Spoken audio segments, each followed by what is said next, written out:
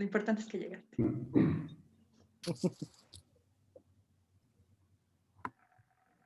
Ya estamos.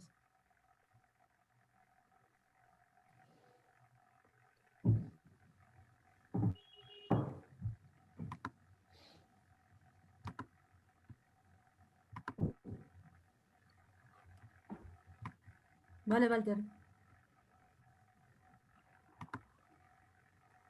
Hola, ¿qué tal? Muy buenas tardes. Bienvenidos a la primera presentación de este año de Editorial de Otro Tipo.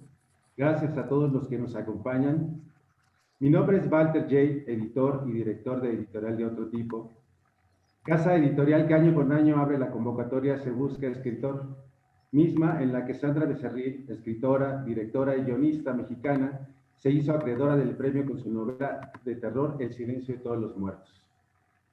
Texto que cuando llegó a mis manos como editor, no pude sino agradecer la oportunidad de publicar una obra como la que nuestra editorial busca, de otro tipo. Porque esta novela va más allá de la típica historia de terror vacía. El silencio de todos los muertos nos muestra la maldad de seres sin descanso, a la vez que nos muestra la maldad en el ser humano, muchas veces también sin descanso. Y otro tipo de miedos que abonarían bastante a nuestra existencia, reflexionarlos para no llevarlos en silencio hasta el final. Luego entonces, no puedo más que decir que esta historia, además de ser de un género de terror, era un canto a la vida. Y a pesar de las tribulaciones que vivimos en la actualidad, estamos hoy aquí para presentarlo. Esta tarde nos acompañan presentadores de primer nivel, a los cuales agradezco su asistencia y su entusiasmo por estar aquí. Comenzaré por presentar a Emilio Portes, director, productor y guionista, sobreviviente de la Ciudad de México y del Centro de Capacitación Cinematográfica, donde estudió cine. Portes ha encontrado un estilo propio con apenas un puñado de películas que se caracterizan por tener un sentido del humor muy oscuro, personajes entrañables y una poderosa narrativa visual que refleja un México contemporáneo. En 2019 estrena su cuarta cinta Belcebú y llega a más de 720,000 espectadores con muy buenas reseñas. En Shudder fue el quinto estreno más visto de 2019. Ese año gana Mejor Película en Santiago Horror Fest y Mejores Efectos Especiales en Buenos Aires Rojo Sangre 2019. Belcebú fue proyectada en Sting International Film Festival de Cataluña y en el de Bruselas Fantastic Film Festival de 2018. En 2020 gana 2 premios de la Academia Mexicana de Cine por efectos visuales y especiales a la llegada de un demonio ancestral. En 2014, su primer película por encargo con Andrés Bustamante, Villana del Cácaro Gumaro, cierra con críticas mezcladas, pero casi 1,5 millones de espectadores, siendo esta la octava película mexicana más vista de ese año. En 2011, su segunda película, el clásico navideño de Judiciales contra Exorcistas, Pastora, abre el segundo lugar de taquilla, peleando dentro del top 10 durante 6 semanas y llegando casi al 1,000,000 de espectadores. En 2012 arrasa entre 14 nominaciones con 7 premios al Ariel, incluyendo Mejor Película, Mejor Director, Guión y Coactuación Masculina. En 2008 debuta con una comedia fantástica sobre un mago de quinta y una guillotina maldita, titulada Conozca la cabeza de Juan Pérez. La cinta gana Mejor Ópera Prima en el Festival de Cine de Guadalajara y el Premio de Prensa en el Festival de Guanajuato. En 2010 se lleva 4 premios Ariel, incluyendo un Ariel de coactuación masculina para José Cefami y una nominación para Portes como Mejor Ópera Prima.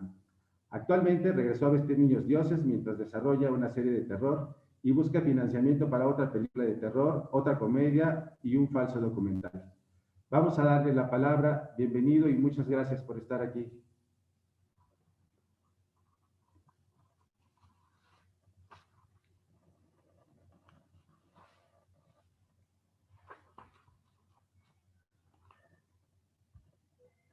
Emilio, te escuchamos. Hola, estaba hablando yo solo.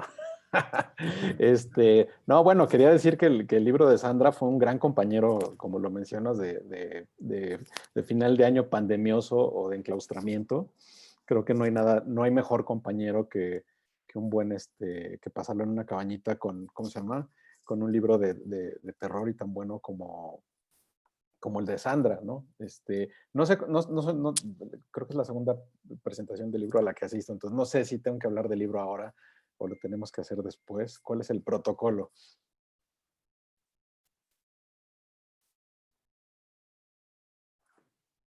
Habla de lo que gustes del libro. Aquí la idea es contar No, a bueno, la pues gente ya, a leerlo.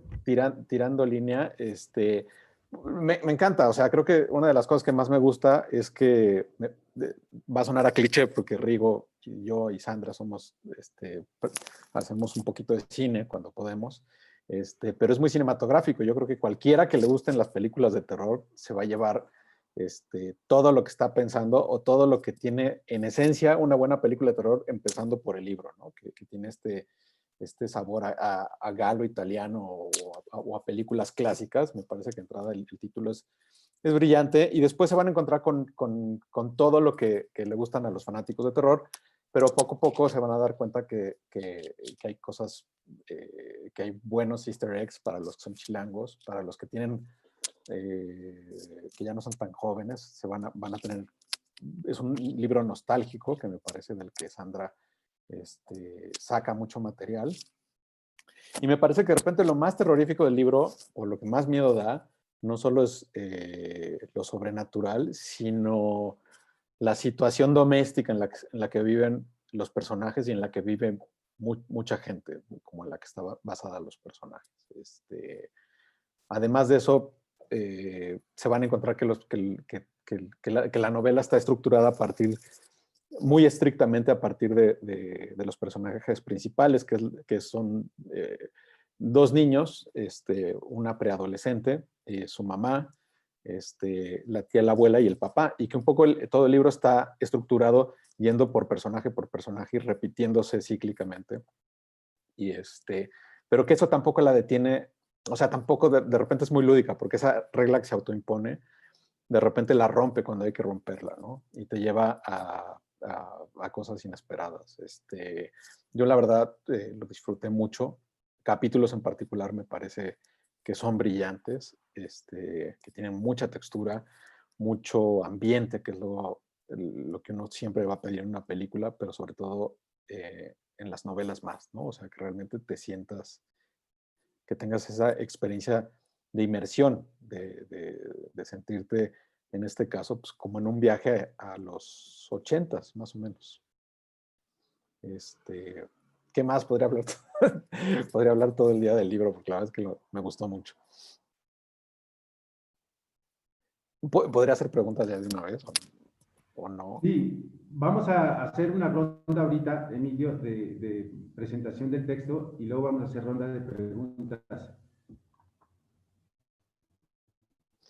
Bueno, pues eso, yo creo que es un gran Si te libro, parece bien. y pues cederé la palabra a mis compañeros.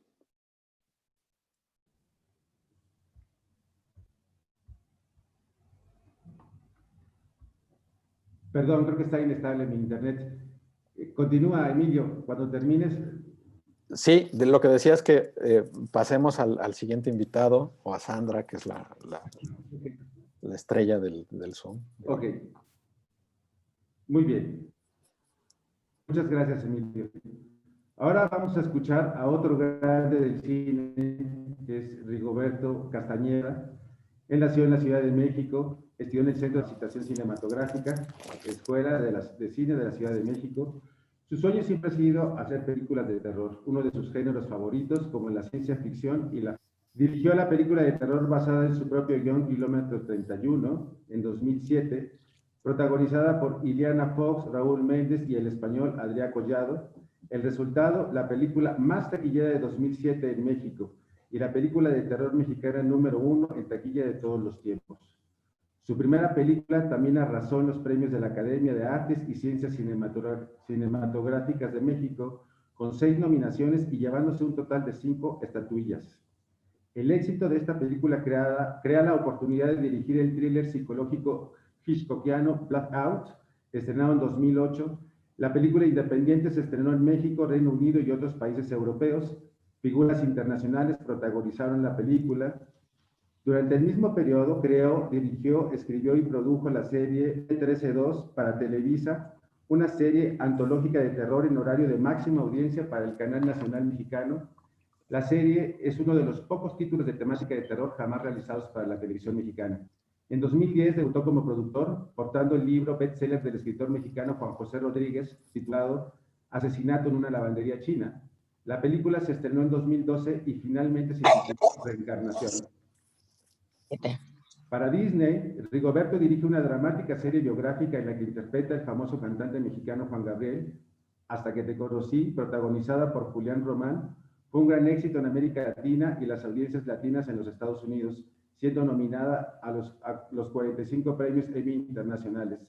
Tras el rotundo éxito de Kilómetro 31, escribe y dirige la secuela Kilómetro 31-2, también basada en la leyenda de la Dama Llorando y estrenada en 2016 con Carlos Aragón, película nominada a varios logros técnicos en los premios de la Academia Mexicana. Rigoberto dirige el original de Netflix Diablero, una nueva y fantástica comedia de terror, concepto de cazadores de demonios, basada en el libro de Francisco Hagenbeck.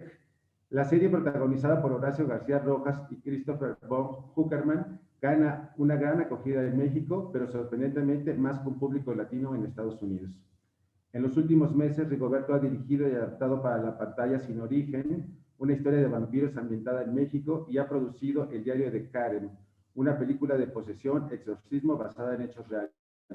Ambas películas serán estrenadas en 2021. También dirigió los 8 episodios de la serie temática de Amazon Zombies, título provisional Narcos contra Zombies, que ya está creando grandes expectativas en todo el mundo. Muchas gracias a Rigoberto y vamos a escucharlo. No, pues gracias a ti por esa presentación. Hasta me sentí importante. No, pues encantado. Muchas gracias por la invitación. Yo creo que es importante que entre todos los que hacemos género y que intentamos alzar al género a un nivel mucho mayor al que se le ve normalmente, nos apoyemos mutuamente, ¿no? Y creo que qué mejor que en un libro como El silencio de todos los muertos, que es un libro muy digno, muy entretenido.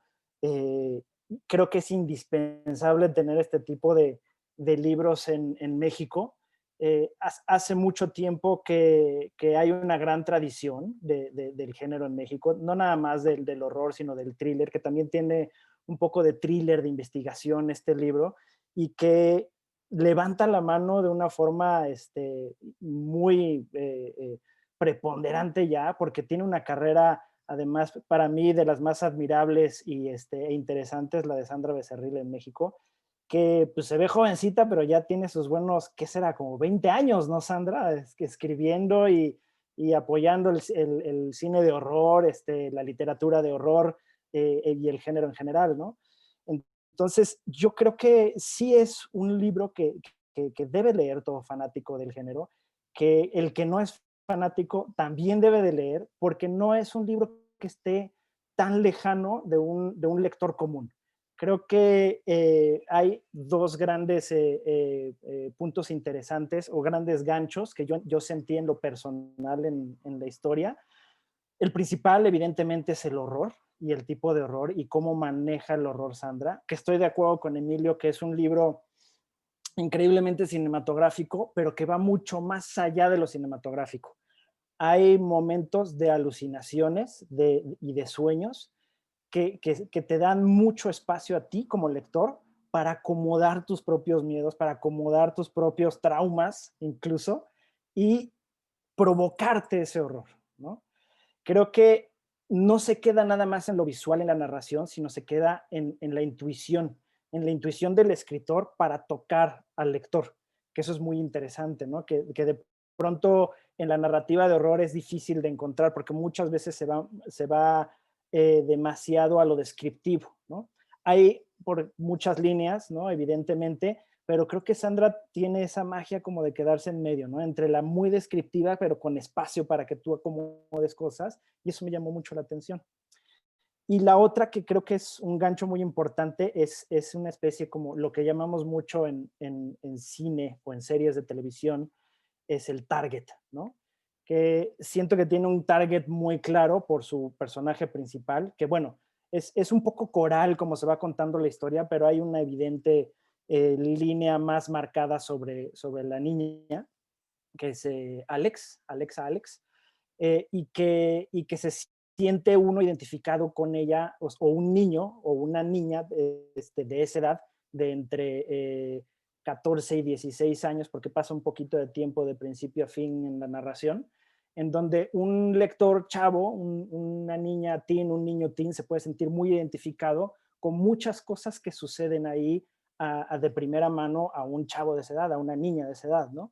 La atracción por el sexo opuesto, es un coming of age en ese sentido de alguna manera, que también es muy interesante, ¿no? Va combinando y jugando un poquito con ese género también. Y al mismo tiempo también llama, no nada más al lector de esa edad, sino al lector de mi edad, de la edad de Emilio, de la edad de la misma Sandra, supongo, aunque es un poco más joven o bastante más joven que nosotros, pero sí que remite muchísimo a cómo se vivía en aquel entonces, ¿no? Hay momentitos en donde uno ve que salen y entran los chavitos, ¿no? Del niño y la niña ya, el niño es más chiquito, ¿no? Tiene 10 años y aún así está saliendo de su casa él solito, ¿no? Cosa que nosotros hacíamos efectivamente cuando teníamos esa edad y en aquel entonces, ¿no? Finales de los 80, principios de los 90. A principios de los 90, en 90, 91, que es hasta donde llega la historia, pues a lo mejor yo ya no era un niño, ¿verdad? Pero Sandra seguramente sí, a lo mejor tenía 5 años o algo así. Pero sí era todavía factible el poder salir de casa, ¿no?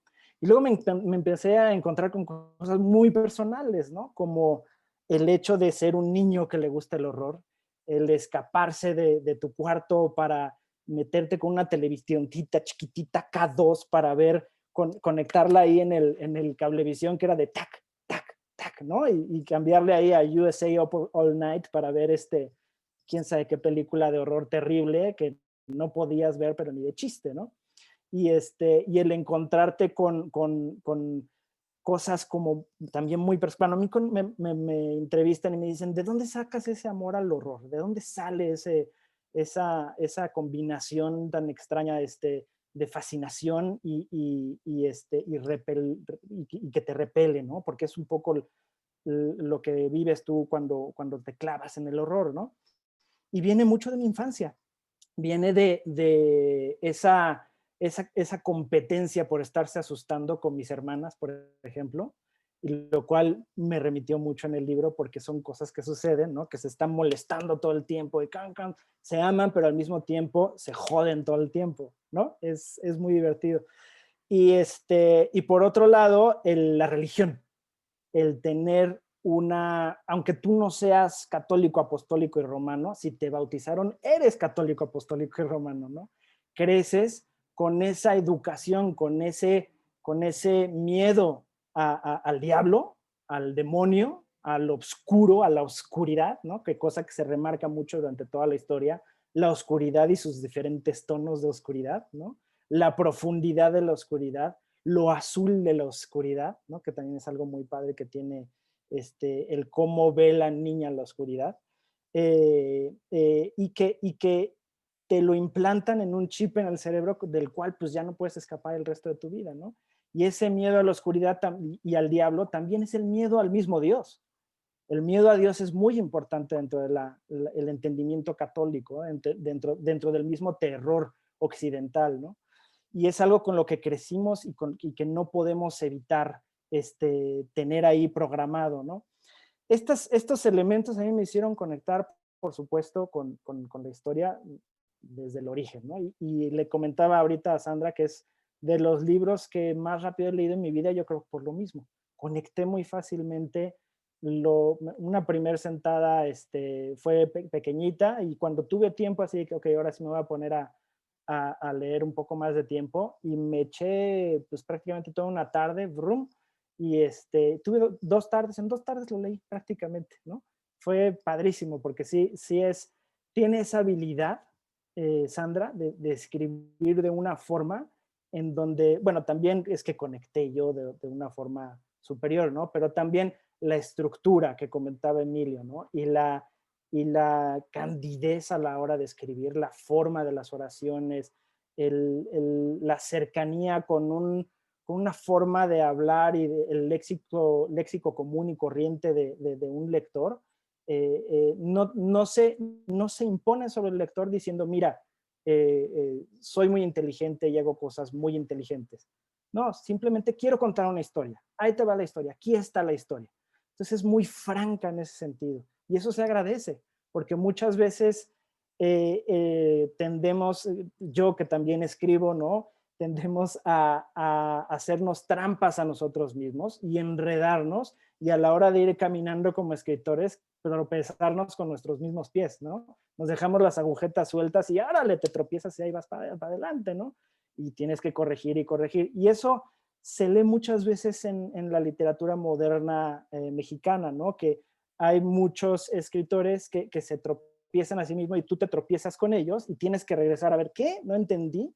Eso no me pasó nunca en este libro. Eso me parece maravilloso y lo agradezco muchísimo.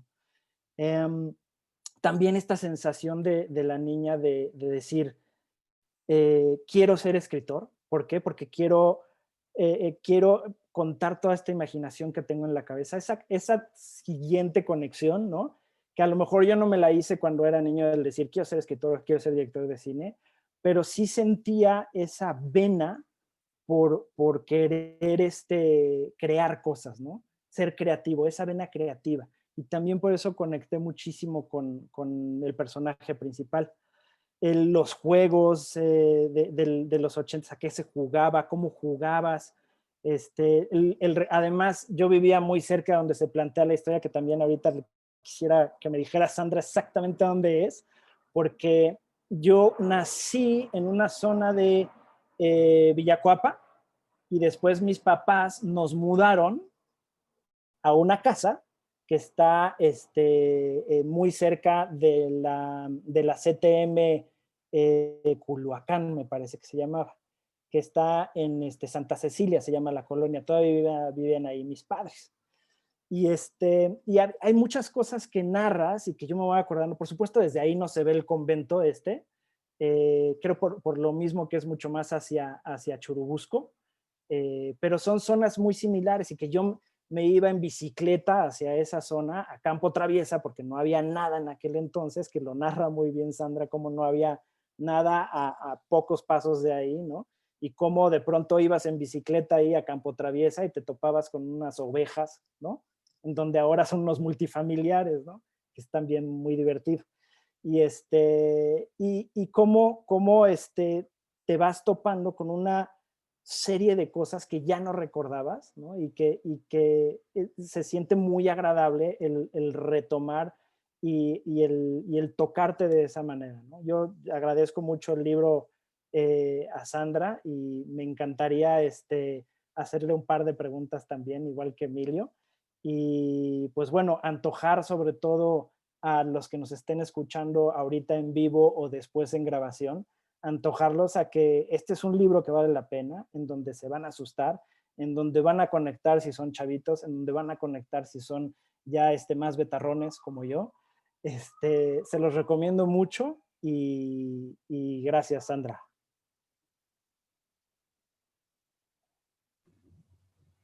Muchas gracias, Rigoberto, por tus palabras y tu charla tan entretenida. Y bueno, pues con estas palabras llegamos a la autora, a que nos hable ella misma sobre su texto, pero antes de eso voy a presentarla. Ella es escritora y guionista mexicana, nominada al Ariel 2020 por Mejor Guión Adaptado, doctor honoris causa por el Congreso Iberoamericano de la Educación en Perú. Ha publicado con Alfaguara, Random House, Big y Amarante, entre otras editoriales, en México, Estados Unidos, Argentina, España y Cuba. 22 novelas, entre las que se encuentran Valle de Fuego, Tu cadáver en la nieve, Antes de mí, La calle de las brujas, Ciudad oscura, entre otras. Tiene en su haber 40 producciones de guiones de su autoría, entre películas y series, que han ganado diversos premios alrededor del mundo. Entre los más reconocidos están Nick Mar Cinema, Santiago Apóstol, En los tiempos de mi general, Desde tu infierno y El departamento. Especializada en los géneros de terror y thriller, ha dirigido y ha escrito para maestros del terror de Hollywood. Es la única escritora mexicana representada por la United Talent Agency. Ella es nuestra autora, ella es una autora de otro tipo. Estamos encantados de escucharla. Sandra. Hola, hola, buenas tardes a todos. Pues estoy súper muy contenta de que me estén acompañando esta tarde. Alguien, ya apagaron mi micrófono, no fui yo. Bueno, pues primero que nada, muchas gracias a Rigoberto y a Emilio por haber aceptado la invitación. Hace rato se lo comentaba a Rigo, pero se los digo aquí en vivo y para la gente que nos vea después. Cuando Walter me comentó, bueno, ¿y a quién quieres invitar para tu presentación? De verdad, no dudé, inmediatamente le dije, no, pues a Rigoberto Castañeda y Emilio Portés, pues son instituciones del terror. Son personas que conocen perfectamente bien el género, que me da muchísima curiosidad saber si les gusta o no les gusta el libro, ¿no? Ya si les gusta a ellos, quiero pensar que le va a gustar al público, porque son dos personas que admiro muchísimo, que quiero decirles que creo que nunca se los he dicho, pero debido a sus películas, tanto Kilómetro 31 como en su momento Pastorela y así, fue que me decidí a escribir mucho más guiones de género. Se me hicieron películas increíbles. Y pues sí, más o menos somos de la misma rodada, Rigo, o sea, más o menos. Pero creo que son películas increíbles y entonces me acuerdo muy bien la primera vez que los vi a los dos y la impresión que me causó cada uno por su lado. Dije, sí, claro, yo quiero dedicarme a esto. Entonces ustedes son dos de las razones más importantes por las que me dedico al terror. Y bueno, por otra parte, muchas gracias a Walter por haber confiado en la novela, El silencio de todos los muertos. Les cuento, esta novela la escribí hace poquito, hace 2 años, pero ya tenía la idea en la cabeza porque sí viví muchísimos años en esta casa, sí pasaban cosas rarísimas, obviamente tiene mucha historia de ficción, ¿no? Es algo inevitable, pero cuando salió la convocatoria de la editorial dije, bueno, estaba entre mandar una novela de terror o una novela más normal, entre comillas, ¿no? Por decirlo de alguna manera. Porque, bueno, muchas veces el terror es como estigmatizado, ¿no? Dicen, ay, no, el terror es un subgénero, el terror como que nadie lo lee, o sea, y a mí me daba mucho miedo, pero bueno, finalmente me decidí enviar por el envío y me acuerdo muy bien, Walter, cuando me llamaste, estaba fuera de la fil de minería, estaba desayunando con otros escritores, Fabián Rivera y César Trujillo de Chiapas, y cuando me llamaste y me dijiste, oye, ¿sabes qué? Que ganaste, no sé qué, estaba desayunando hasta el café se me cayó. Es una emoción muy grande, de verdad. Entonces estoy muy agradecida porque hayas confiado en la novela. Y bueno, es una novela que escribí con mucho corazón. Creo que es mi novela más personal. Por lo general me gusta escribir las historias en lugares que sí existen, en realidad, como Valle de Fuego, ¿no? Que es un lugar que sí existe al lado de Las Vegas, o Tu cabeza en la nieve, que está ubicada en Chicago. O sea, son lugares que sí conozco. Me gusta escribir sobre lugares que conozco, se me hace más fácil la atmósfera y la ambientación, ¿no? Y bueno, así fue con El silencio de todos los muertos.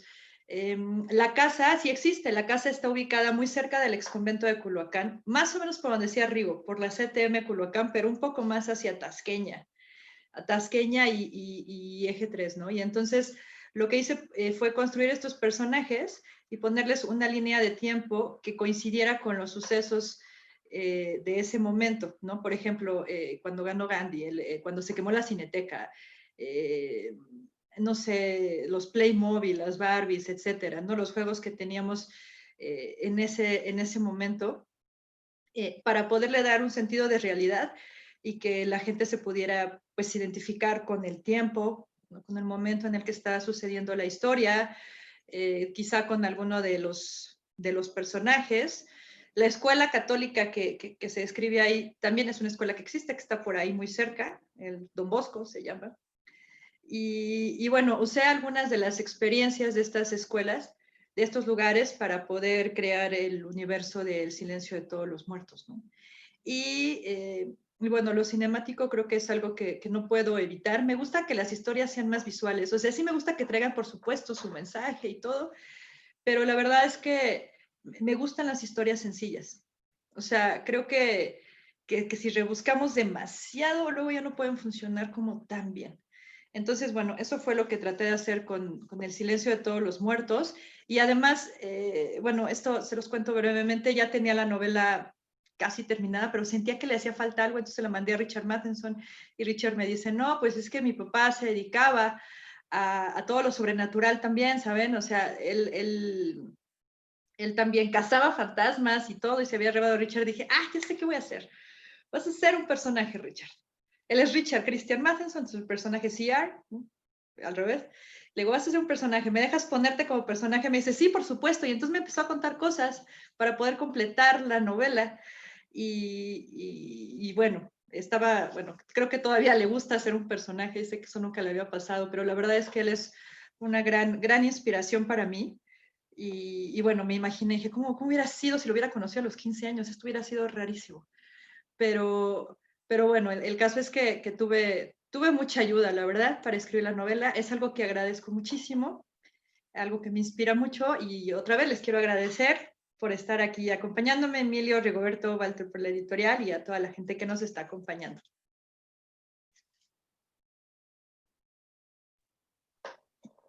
Oye, bueno, puedo decir una sí. cosa, es que eso de Richard Matheson, te juro que no me gusta como cortar la bueno, lectura con para esto, buscar cosas. Perdón, Jay, es que un comentario rápido. Pero eso sí me puse a buscar, ¿de dónde será la referencia? ¿Qué SR? ¿Costa Rica? No. ¿Cristiano Ronaldo? No, tampoco. Estuve, busqué y me quitas un peso encima y era una de mis preguntas. Muy bueno, muy bueno. Perdón, Jay. Pues es que es Christian, es que él es Richard Christian Matheson. Richard Christian. Pues sí, pero estaba complicado porque lo tienes que, ¿no? Oye, Sí, Sandra, sí, sí. para los que se van a meter a la novela, cuéntales un poquito quién es Richard y quién es su papá. Bueno, su papá, Richard Matheson, es el que creó Pídele al tiempo que vuelva, Soy leyenda, Misterios sin resolver. Híjole, no sé, tiene millones de referencias. Richard me ha contado que de pronto escribía guiones de 24 horas y que los entregaba y que los mandaba así. Y Richard Christian, bueno, siguió la tradición de su papá. Tiene su grupo de rock, por cierto. Se llama Smasher algo, no sé, pero bueno, él es rockero, pero además es escritor y él creó series como El Increíble Hulk, por ejemplo, no sé, también varios capítulos de La Dimensión Desconocida. Bueno, no sé, Richard ha adaptado mucho, por ejemplo, Stephen King en varias ocasiones y es de los maestros del terror, pero su papá yo creo que es de las grandes influencias que tenemos en el terror contemporáneo. Es como inevitable. Y Richard, en realidad, Richard Christian sí es como un rockstar, o sea, ustedes lo ven y sí es, bueno, tú, Emilio, que lo conoces. Es que cuando un día lo conocí en un festival y es a todo dar, y yo en ese año estaba empezando a tocar el piano o aprendiendo a tocar el piano y soy muy torpe, o sea, entonces me contó que era baterista y le saqué unos buenos tips de cómo desenredar los dos hemisferios, ¿no? Y un tipo increíble. Entonces, cuando digo yo con esa pequeña referencia de conocer al personaje físicamente, pues me lo imaginaba perfecto, ¿no? Claro. Sí, es más sencillo así, ya conociéndolo, ya es más fácil. Pero bueno, obviamente tiene mucha parte de ficción, o sea, está basado en él, pero, o sea, es un personaje basado en alguien, ¿no? Pero no es él tal cual. Si no, luego van a decir que...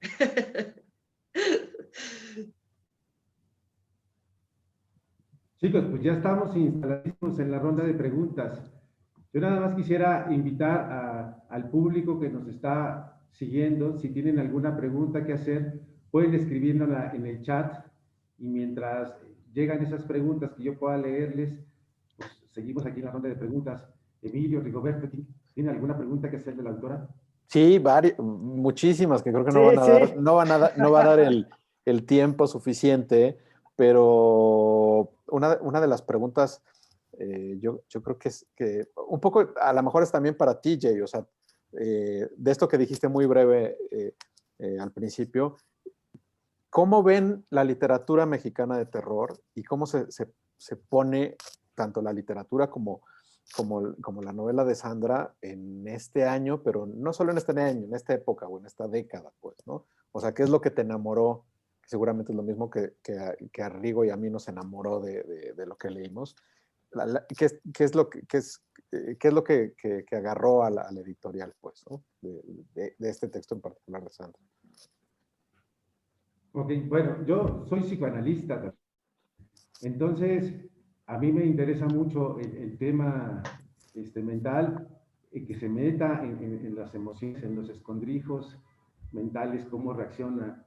Y en especial esta novela, aunque era una novela de terror, en México encontrar una novela de terror que tenga credibilidad es muy difícil, por lo menos en literatura, no es fácil encontrarla, ¿no? Hacer nuestra idiosincrasia con una buena historia de terror. Y creo que Sandra lo logra muy bien. Yo crecí en los 80s y 90s, entonces el retratar una época tan maravillosamente bien me atrapó. Pero creo que todavía más es esta parte en la que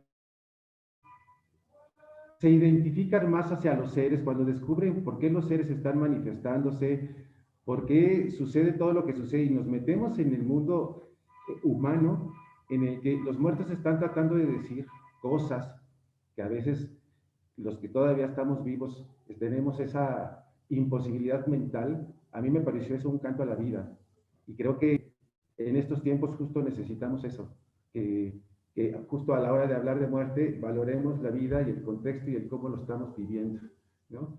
Y acá en especial este contacto que hay de la adolescente con los seres y cómo hay una comprensión de ellos y decide como estar ahí, dar una salida, me parece que eso es algo maravilloso. Entender que mucho de lo que sucede en los seres es tan humano, ¿no? Que debiéramos nosotros resolverlo para cuando estemos allá no tengamos tantos problemas, pues, ¿no? Esa es una de las preguntas que tenía, por ejemplo, para Sandra, es decir, casi todo recae en traumas, en miedos, en angustias, en dificultades o en ambiciones o en rencores malsanos, que de ahí parte mucha de la maldad, pues, ¿no? Y desde ahí a mí me atrapó como psicoanalista lo bien armada que estaba, lo lógica que estaba y la profundidad que alcanza, ¿no? Espero haberte contestado, Emilio.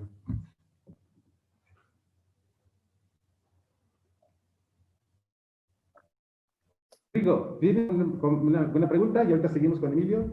Sí, a mí me llamó mucho la atención toda esta parte de la mitología del exconvento de Culhuacán y me hizo recordar unas historias que de hecho yo escuchaba también cuando era niño, ¿no? En casa de mis padres también se aparecían fantasmas, ¿no? O eso decían, yo nunca los vi, soy honesto, pero mis hermanas decían que se aparecía una que se llamaba Lucrecia, no me acuerdo por qué le pusieron así, porque nunca les dijo, hola, soy Lucrecia, ¿no? Pero así le llamaban. Y tenía un par de primos que una vez los asustó un niño ahí estando en casa de mis padres y ya nunca quisieron volver a ir a esa casa.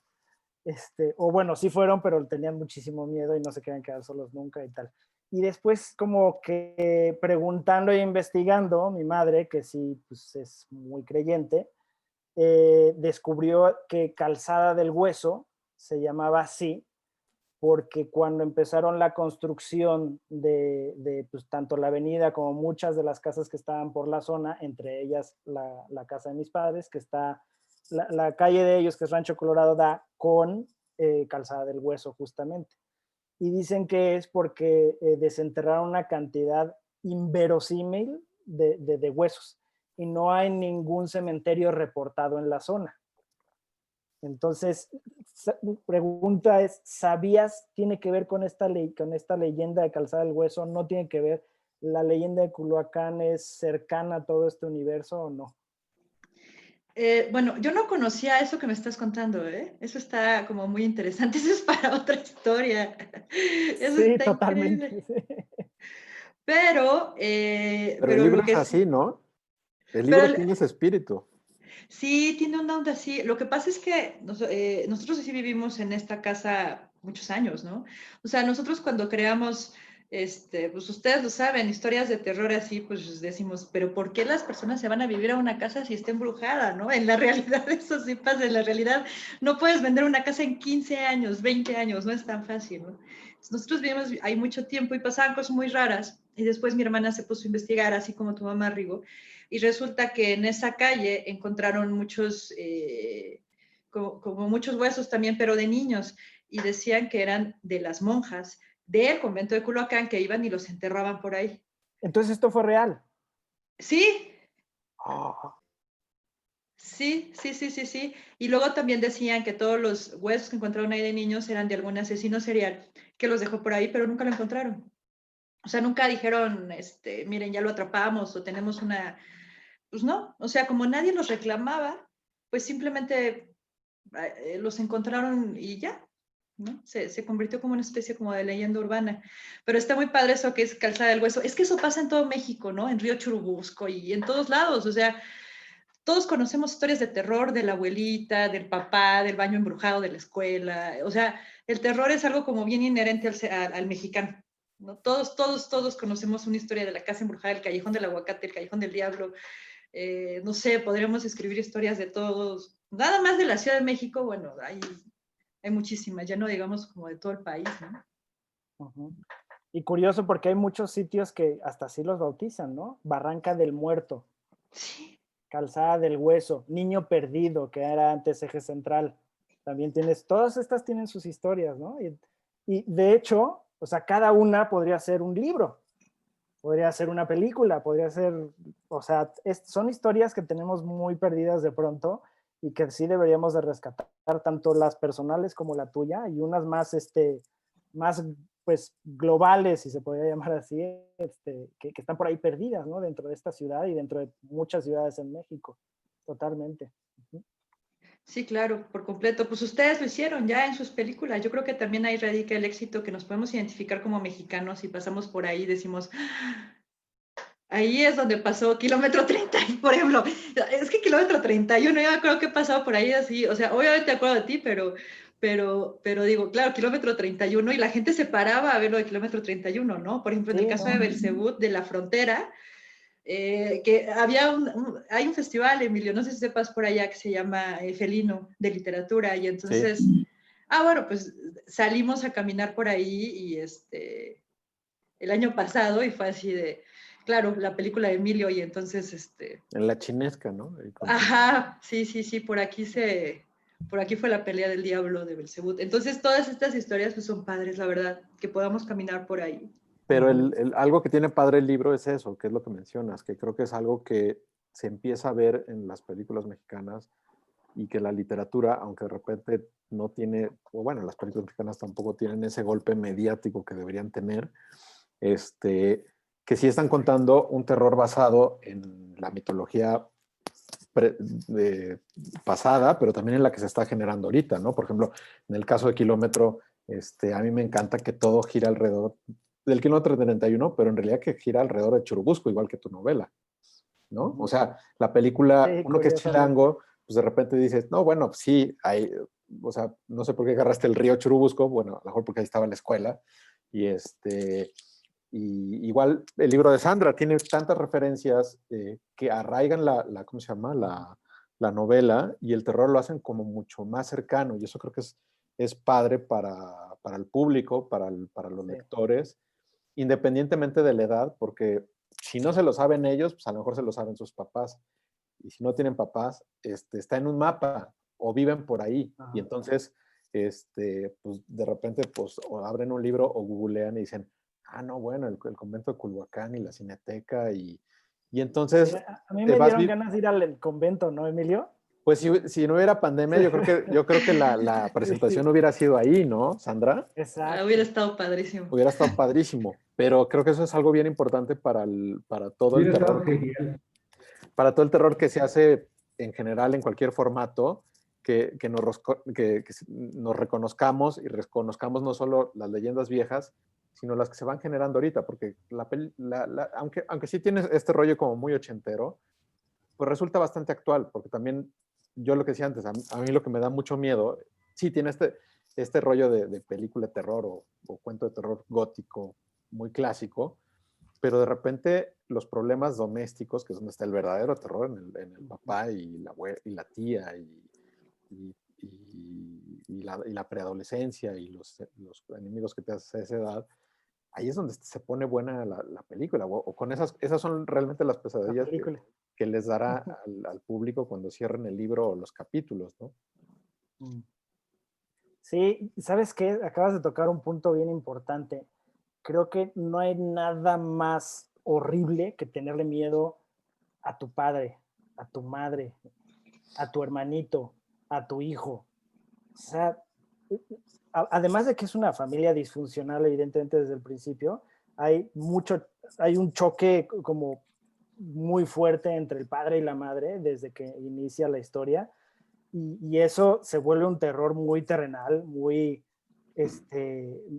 cercano a muchas personas en algún momento de sus vidas, pero lo exponencia en lo paranormal, ¿no? Se vuelve, transgrede por completo ese miedo natural que puedes llegar a tener de que, híjole, mi papá me va a regañar. No, mi papá está poseído por Satán, ¿no? Eso es, va un paso más allá de un miedo terrenal, ¿no? Es lo que está muy bonito. Y al mismo tiempo es algo psicológico, que ya Jay nos podrá decir que, que también tiene que ver con una psicología en ese sentido, ¿no? Y luego la rivalidad que existe contra la madre, conforme también va creciendo, todos son protagónicos, pues, pero el que carga más el peso dramático es la hija. Y entonces conforme crece, pues también de repente sus antagonistas son todos, menos el novio, ¿no? Y eso está padre. Acá yo lo que veo es que mucho de lo que es el terror, por ejemplo, está muy alineado hacia lo psicológico, ¿no? Muchos de los problemas del terror son miedos, traumas, algo que sucedió, y mucho de lo que sucede en lo terrenal cuando mueren y se llevan como que esa carga, y eso es lo que los hace regresar. ¿Cuál es el componente psicológico en el terror, chicos? Sandra. Qué buena pregunta. Sí. En general, cambia, ¿no? Sí, sí, yo creo que debe cambiar de acuerdo a cada una de las historias, ¿no? Yo creo que el componente psicológico se lo pone mucho el espectador, o sea, ¿qué es lo que te da miedo? Si a ti te da miedo, no sé, los fantasmas, si vas a ver una historia de zombies no te va a dar nada, ¿no? Pero si ves una historia de fantasmas, entonces puedes salir aterrado y te lo llevas contigo. Creo que el componente psicológico del terror es ese, que te lo llevas contigo. Otros géneros están muy padres también, pero el terror, te duermes con él, te bañas con él, cocinas y te da cosa que abajo se escuche algún ruido, vas manejando y no quieres ver por el espejo retrovisor porque sientes que ahí se va a aparecer no sé, cualquier cosa que hayas visto o leído, ¿no? Entonces creo que el componente psicológico tiene mucho que ver con lo que nos da miedo como mexicanos y como generación también, porque nuestra generación nos da miedo a otras cosas que a la generación, por ejemplo, de mi hijo, ¿no? Que tiene 13, 14 años. Pero también la cosa es cultural, ¿no? México tiene una especial relación con la muerte, ¿no? Es como una relación festiva, también dolorosa, también de miedo, pero también muy colorida, ¿no? Entonces, si algo tienen mexicanos es que como contacto es atraído por las historias, por las leyendas de terror, desde La Llorona, ¿no? Y de pronto yo pensaba, decir, bueno, La Llorona busca a sus hijos, de pronto hay otros seres que no pudieron decir cosas o alguien les hizo y vienen y se desquitan. Es decir, también los trastornos psicológicos de los personajes los hacen convertirse en seres oscuros, supongo. Sí, yo creo que sí, los trastornos psicológicos que cada uno carga, ¿no? Bueno, aquí lo que quise hacer con la novela es que nosotros como lectores seamos cómplices de ellos, o sea, que podamos ver sus pensamientos sin que su familia lo sepa.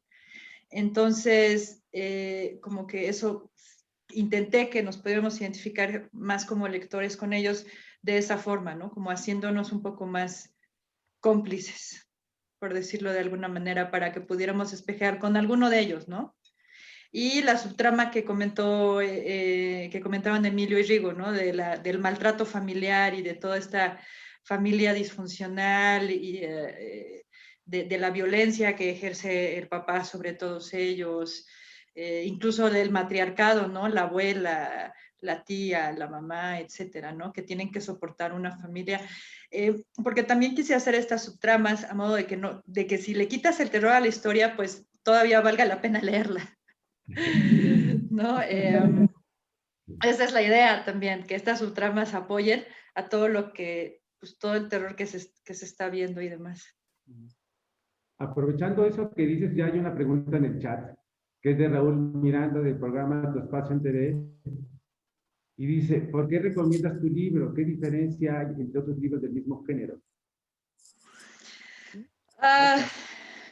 ¿Qué diferencia hay? Bueno, hay muchos libros de casas embrujadas, pero yo no quise hacer un libro de una casa embrujada nada más, sino quise hacer una historia familiar en donde nos podemos involucrar como lectores, como les comentaba, con esta línea de tiempo. O sea, el libro tiene como mucha investigación. Me tardé mucho más investigando que leyendo el libro, que escribiendo el libro.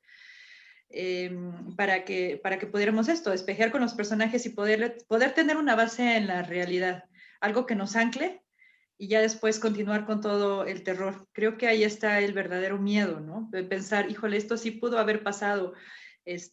O por ejemplo, ¿no? Como dijo Rigo, está cerca de la CTM Culhuacán, ahí también asustaban. Y otras personas que ya lo leyeron también me dijeron, oye, pero en la escuela acuérdate que también asustaban en el auditorio, ¿eh? Se aparecía Don Chupes, me acuerdo muy bien. Se había muerto, ya saben, acá de el velador, desde eso decía que se había muerto en el auditorio. Entonces, bueno, yo por eso recomiendo el libro, ¿no? No es la historia nada más de una casa embrujada, sino es la historia de una familia, de una posesión. Creo que no nada más las personas pueden ser poseídas, eso me lo enseñó Richard, que no nada más las personas pueden ser poseídas, sino las casas y las construcciones también pueden ser poseídas, y pues no hay forma de librarse de eso, ¿no? Y, y bueno, nada más rápido para contestar la siguiente pregunta que está aquí en el chat de Zoom. Dice, ¿qué autores de terror me han inspirado y por qué? Bueno, ya hablamos de Richard Matheson mucho, pero también, por ejemplo, está Peter Stroff, está Carlos Fuentes con el libro de Aura, me impactó muchísimo la primera vez que lo leí. Es más, hasta me fui a la calle de Donceles a buscar la dirección de Aura, ¿no? De donde estaba sucediendo todo esto, y es un lugar donde abajo hay una casa de venta de cosas fotográficas y cosas así. Y bueno, él me inspiró muchísimo. Creo que Carlos Fuentes con sus vampiros, con Aura y demás, es algo fabuloso. Y por supuesto Pedro Páramo. O sea, Pedro Páramo para mí es la novela por excelencia de México, ¿no? De esta época. Y, y me causó muchísimo, o sea, cada que pasaba una de sus páginas era como si me llenara de tierra, de toda la atmósfera que manejan que maneja Juan Rulfo, ¿no? Y pues es algo maravilloso. Y además, la primera vez que alguien me contrató para un guión, o sea, que me pagaron un guión, fue Juan Carlos Rulfo. No creo que eso se lo decía a su papá. Le decía yo, es que de verdad tu papá fue algo maravilloso para mí encontrármelo y reencontrármelo después, porque cuando te lo dejan leer en la secundaria o en la primaria o así, pues como que no le tomas mucha importancia. Después lo volví a leer y me di cuenta con él que los libros sí te persiguen, o sea que sí hay una época en donde debes leer ciertos libros y te llenan. Entonces yo creo que esos fueron los autores que me han marcado muchísimo.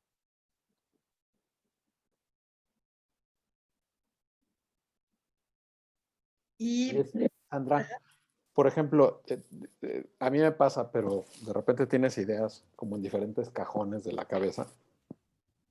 ¿Pero qué fueron esos 3 cables que de repente, por alguna razón, y si existe alguna, que de repente se unieron y dijiste, ah, claro, ya, este y este y este y este, y pum, de repente todo corre, empieza a fluir el material? ¿Cuáles fueron así tus puntos medulares que te agarraste o que te inspiraron para, para que se abriera la llave de ya empezar a escribir?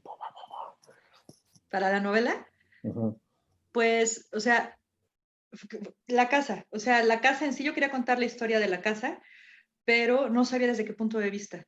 Y no quería contarla desde un punto de vista como como de nuestra edad, porque pues como que no me llenaba, ¿no? Yo decía, híjole, aquí como que falta algo. Entonces fue la casa y después dije, no, claro, tiene que haber un misterio. O sea, no nada más es el horror porque sí, ya decir, ay, pues es que hay un fantasma y hay que ver cómo, cómo lo sacamos de la casa, ¿no? Una historia de exorcismo. Yo no quería que fuera una historia de exorcismos, pues como hay miles, ¿no?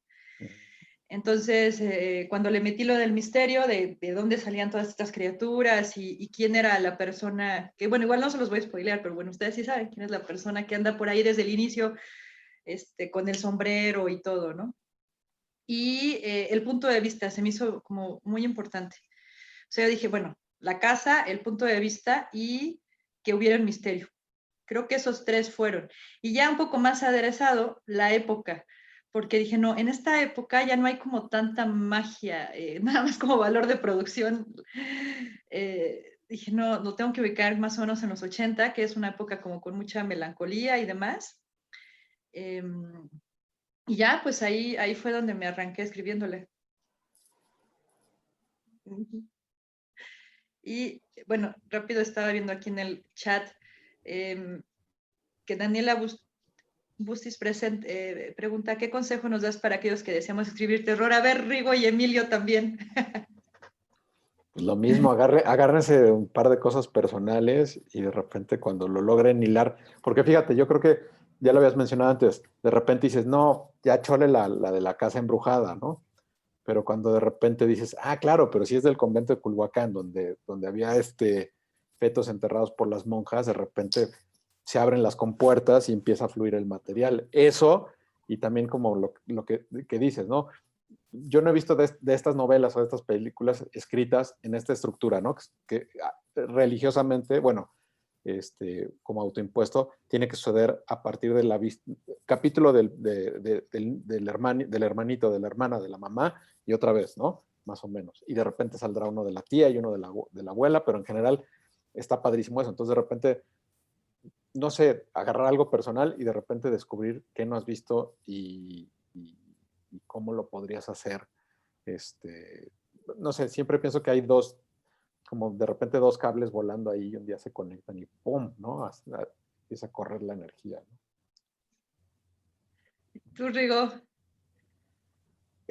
Sí, sí, yo creo que sí tiene mucho que ver con algo personal. No hubiera sido lo primero que hubiera dicho a bote pronto, pero ya que lo dijo Emilio, tiene toda la razón.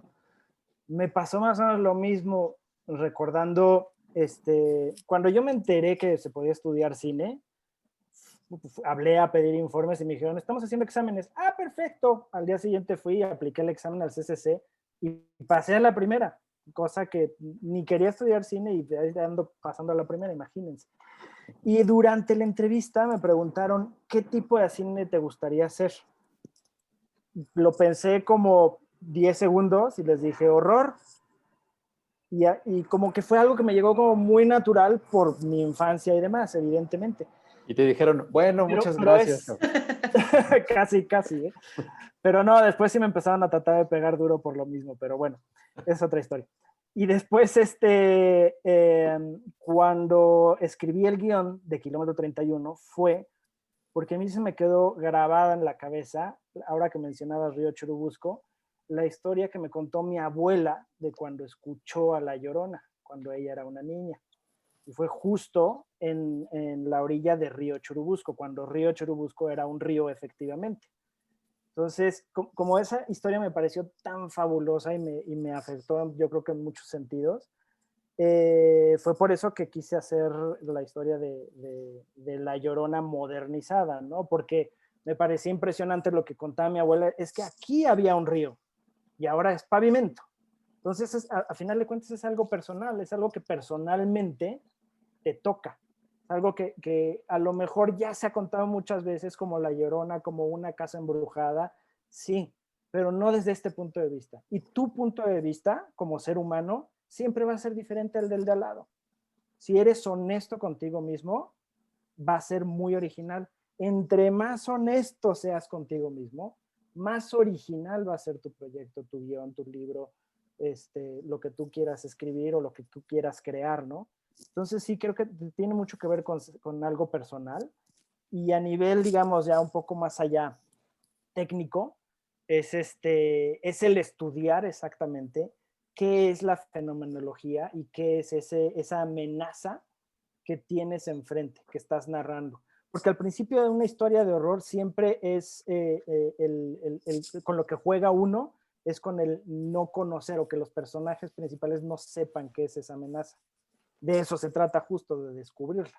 Pero tú como escritor sí la tienes que tener muy claro y sí tienes que tener muy claro sus reglas y sí tienes que tener como perfectamente establecido cuál es esa mecánica y de dónde a dónde va desde el inicio. Si lo haces así en orden, pues antes de empezar a escribir y lo tienes bien claro, creo que es muy fácil llegar a ese punto culminante en donde, por ejemplo, el silencio de todos los muertos lo tiene, ¿no? Tiene esa gran secuencia culminante en donde todos los vértices chocan y que se vuelve casi operático, ¿no? En ese final glorioso, que lo tiene mucho el género de horror, ¿no? Pero para lograr eso, pues tiene que haber una construcción antes, ¿no? Tiene que haber una mecánica muy bien establecida. Esas son las dos cosas que yo observaría. ¿Tú, Sandra? Pues estoy de acuerdo con ustedes. Estoy completamente de acuerdo con lo que acaban de decir. Creo que para escribir terror tenemos que reconocer qué es lo que nos da miedo también como autores. O sea, si tú no crees que te vayan a dar miedo, no sé, los zombies, escribir eso para provocarle a la gente algo se me hace como más artificial. Entonces, bueno, yo siempre les recomiendo que escriban sobre cosas que sí les den miedo, o sea, que escriban sobre todo sobre géneros que les gusten, para empezar. No escriban terror nada más porque la gente lo va a ver al cine, ¿no? O porque compran los libros, sino porque realmente les gusta el género, porque lo van a disfrutar y sobre todo porque creo que el terror se hace para causar algo a la gente. No siempre causas terror, esa es la verdad, ¿no? Pero sí causar una cierta angustia o algo, que la gente se lleve algo al momento de cerrar el libro o de salir de la sala y que reconozcamos nuestros propios miedos y escribir sobre ellos. Creo que eso también es algo como muy importante. Y hacer, como bien dijeron ustedes también, la construcción de los personajes desde el principio. Y creo que la atmósfera también es algo como muy importante en el terror. Y no tratar de copiar lo que se está haciendo, por ejemplo, con los blockbusters de Estados Unidos, ¿no? Que ni nos va a salir igual, ni la gente lo va a ir a ver, o sea, porque se va a notar mucho más artificial. Creo que aquí tenemos como muy buenas historias para poderlas explotar. Entonces, ver mucho terror, leer mucho terror, básicamente. Y Walter, no sé si ¿Estás ahí? estás ahí.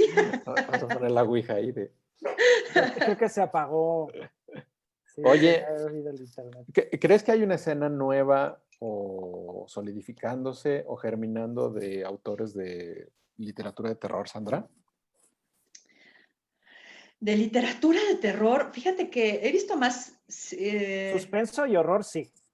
sí, ¿No? sí, sí, Mexicana, pues. hay mucho de suspenso, pero de Mexicana. terror tal cual, mexicano. Fíjate que he visto más guionistas que se Ujú. quieren dedicar como al cine de terror.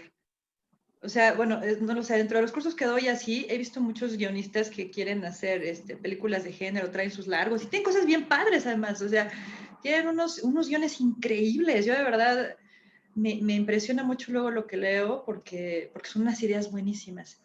De literatura de terror, sí hay, pero fíjate que hay más extranjeros, o sea, hay más como sudamericanos que están viniendo a escribir terror, ¿no? Que nos están llegando como sus novelas, por ejemplo, Mariana Enríquez Ujú. y escritores de Chile, de Brasil, etcétera, ¿no? Que llegan con sus Argentina. historias. De Sí, Argentina hay muchas chicas, ¿no? Las chicas creo que están levantando la mano con todo en el género, ¿no? Sí, hay una escritora En muy buena. todo. Sí, Eso está muy bien. Sí, qué bueno. sí, eso está bien padre. Hay una escritora que se llama Lola Ancira. Sí, cómo Lola, no. sí, Lola es buenísima con sus cuentos de terror y tiene una novela, El Vals de los Muertos, que es buenísima. Ella es mexicana y está súper chava además. Más escritoras, digo, mexicanas, creo que se están yendo como por los guiones, lo cual también está muy padre, ¿no? Pero novela de terror, todavía creo que le hace falta más punch mexicanos. O sea, que se está gestando, digamos, ¿no? Sí, como que ahí anda. Están las ideas, es que hay muy buenas ideas, pero creo que hace falta estructurarlas bien. Pero sabes que también, sobre todo, que las editoriales confíen en el trabajo, porque es que aquí hay otra onda. Si tú te autopublicas, está padre, puedes vender tus libros en Amazon o con tus cuates o donde sea, mucha gente que le va muy bien, Es que, ¿sabes pero... qué? Se necesita una editorial de otro tipo, ¿no? Ándale, sí. Venga, Jay. Chicos, Ándale, sí. perdón, me sacó el internet justo creo que cuando me hablaron. Entonces, si debía contestar algo, díganme. Y si no, ya estamos llegando a la final de esta presentación. Híjole, no me acuerdo qué te estaba preguntando, Jay. Estaban en este asunto del terror y qué recomendaban para los tips. Ah, No, pues te ya, perdiste como Pero si media no, hora. lo dejamos. ya lo dijimos. Ok, chicos, pues estamos llegando al final. Si quisieran decirnos las breves palabras para ir cerrando, para no extendernos mucho y no hacer muy larga la presentación, yo encantado de escucharlos. Si quieren, los seguimos. ¿Dónde conseguimos el libro? Pero como Está quieran. buenísimo. ¿Dónde se consigue el libro, Sandra? Bueno, ahorita ya pueden comprarlo, adquirirlo directamente en la página de la editorial, que es www.deotrotipo.mx. Y ahí tenemos sistemas de envío. Si es en la Ciudad de México, le llega al día siguiente. Ah, buenísimo. Estaremos en las próximas semanas ya entrando a librerías en el país. Entonces será fácil encontrarlo. Ahorita, si estamos en una promoción del 20% de descuento y se llevan el libro autografiado con la autora. Estará esta promoción los siguientes 3 días para que podamos tener ahí la firma del autor. Muy bien. Ok, y creo que a librerías llega en marzo. Emilio, ¿algo más que quieras decir para...?